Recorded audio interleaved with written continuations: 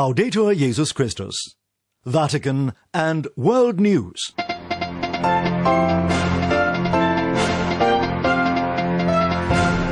In the headlines this Saturday, the 6th of February, Pope Francis appoints 2 under-secretaries to the Synod of Bishops, one of them a woman. The International Criminal Court rules for its jurisdiction to extend to Palestinian territories occupied by Israel.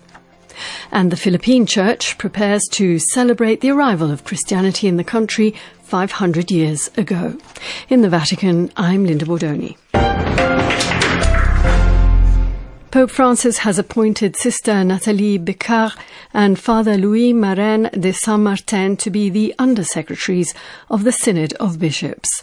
Currently headed by Cardinal Mario Grech, the Synod of Bishops is a permanent institution established by Pope Paul VI in 1965 in response to the desire of the Fathers of the Second Vatican Council to keep alive the spirit of collegiality engendered by the Councillor experience.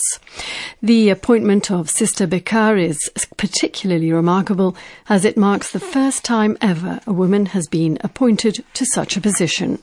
Sister Becard told Vatican Radio she is honoured and delighted for the recognition. Well, I am very touched and impressed by this new call and this appointment by Pope Francis. So for me, it's a call to serve the Universal Church, to serve the Synod of Bishops, and to serve synodality in the Church. I feel at the edge of a new adventure with many things to discover, but I also feel that I can rely on the confidence I have received by Pope Francis and by the Church to work with others, especially with Cardinal Mario Grech and the other new Undersecretary for this new ministry. And what is going to be your mission exactly? Well, as Undersecretary, we are supposed to be a kind of adjunct secretary to the General Secretary with Cardinal Mario Grech. So it's to be part of the leadership team of this secretariat for the Synod of Bishop. So we will have to, the task of this team of the Secretariat of the Synod is to help and to lead the preparation of the Synod, then the celebration, and then the next phase of the implementation. So we will have to work together now also to begin to continue to plan and to prepare the next Synod on synodality. And that was Sister Nathalie Becard speaking there to Vatican Radio's Marine Henriot.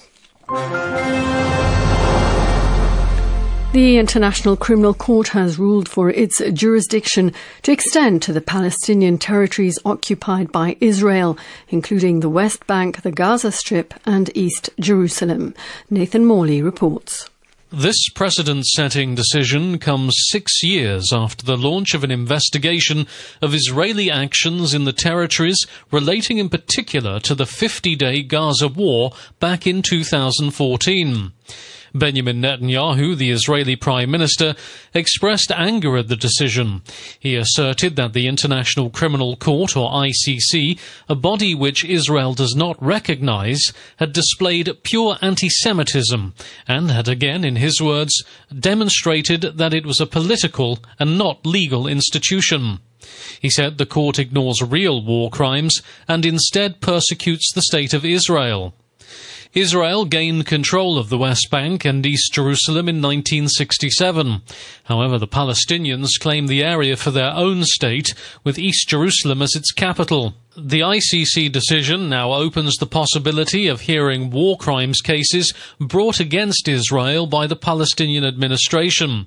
Their chief prosecutor, Fatoua Bensouda, has previously stated that she was convinced war crimes had been or were being committed in these areas, and that there was a reasonable basis to proceed with an investigation. With that in mind, the ruling now could open the way for a formal probe to be opened for actions which occurred in the territories occupied occupied by Israel. Meanwhile, in Washington, the U.S. State Department said it was concerned at the development. The United States said it had always taken the position that the court's jurisdiction should be reserved for countries which consent to it, or that are referred to the UN Security Council. For Vatican News, this is Nathan Morley reporting. Myanmar's military rulers have shut down the country's internet as thousands of people joined the largest rally yet against Monday's coup. Observers said a near-total internet blackout is in effect. In the main city Yangon, crowds are calling for an end to the military dictatorship, and police with riot shields have blocked the main roads into the city centre.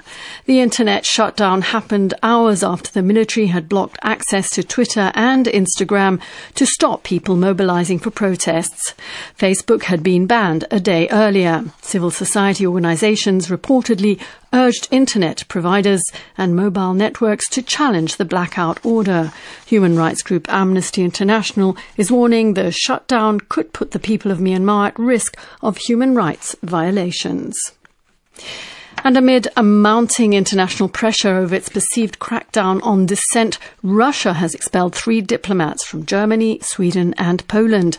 Moscow says the diplomats joined unauthorized protests supporting opposition activist Alexei Navalny, who was jailed earlier this week. Stefan Boss reports. A large crowd, braving winter weather, walks towards the Moscow prison where Russian opposition leader Alexei Navalny is being held. This week, a court ordered Navalny to be sent to a prison camp for 2 years and 8 months for alleged embezzlement, imprisoning President Vladimir Putin's fiercest critic despite a public outcry. He has called the charges and detention politically motivated. Protesters here agree and demand his immediate release. Some shout, "We are unarmed," but the police are not impressed.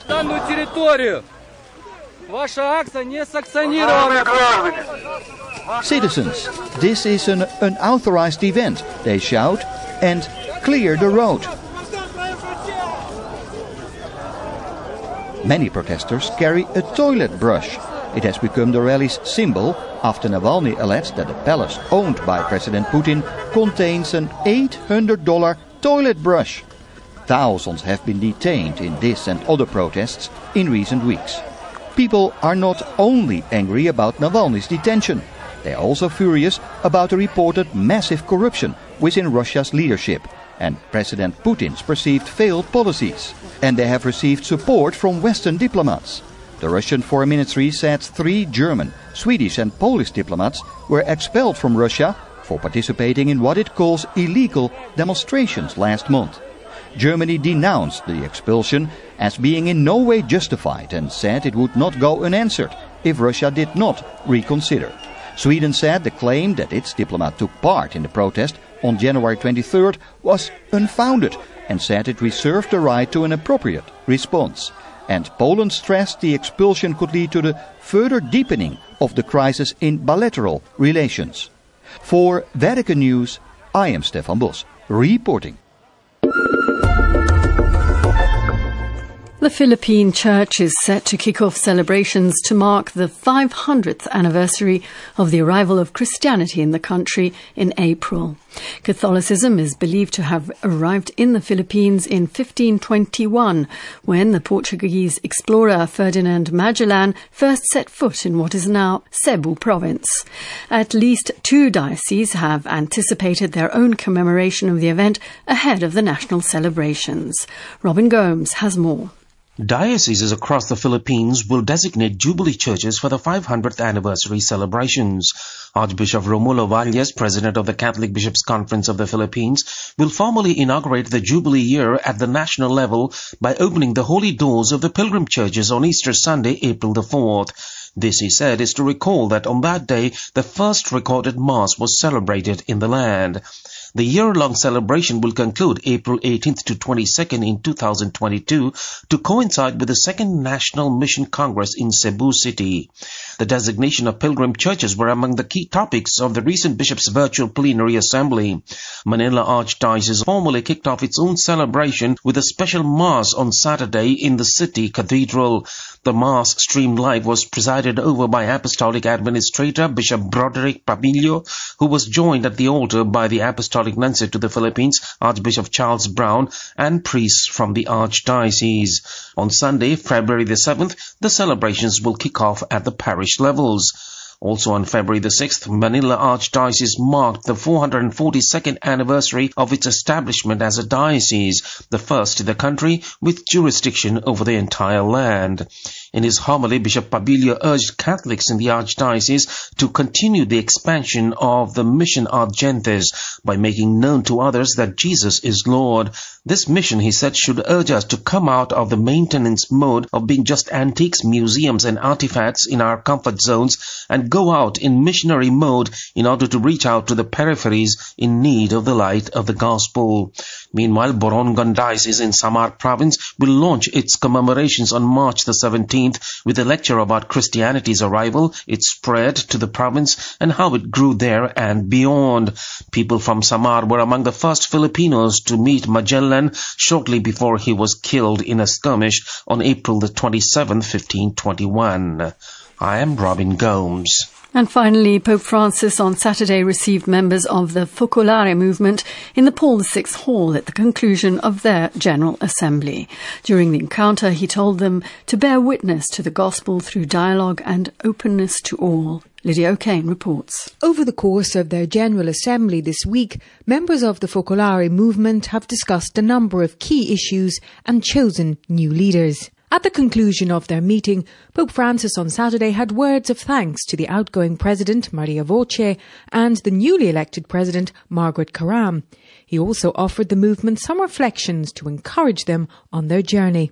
He divided these reflections into 3 points: the post-foundress era, the importance of crises, and living spirituality with coherence and realism. Speaking about the post-foundress period, the Pope noted that 12 years after the passing of Chiara Lubich, the movement is called to overcome this natural loss and even the decrease in numbers in order to continue to be a living expression of the founding charism. This, he said, required a dynamic fidelity capable of interpreting the signs and needs of the times and of responding to the new demands of humanity. Pope Francis added, it is also a matter of remaining faithful to the original source, striving to rethink it and express it in dialogue with new social and cultural situations. However, the Pope also had words of warning, advising against withdrawing into oneself, which, he said, always leads to defending the institution to the detriment of individuals and which can also lead to justifying or covering up forms of abuse. Instead, Pope Francis continued, it is better to be courageous and face problems with parity and truth, always following the indications of the Church. È meglio invece essere coraggiosi e affrontare con parresia e verità I problemi. Focusing his attention on the second theme, the importance of crises, the Pope pointed out that every crisis is a call to new maturity. Reflecting on his third point, live your spirituality with coherence and realism, Pope Francis told those gathered, the ultimate goal of your charism coincides with the intention that Jesus presented to the Father in his last great prayer, that all may be one. Questo intento richiede un impegno e una duplice prospettiva. Knowing full well that it is the work of the grace of the one and triune God. I'm Lydia O'Kane. And that brings us to the end of this edition of Vatican and World News. My thanks goes to Vincenzo Proto in studio in the Vatican. I'm Linda Bordoni. Bye-bye.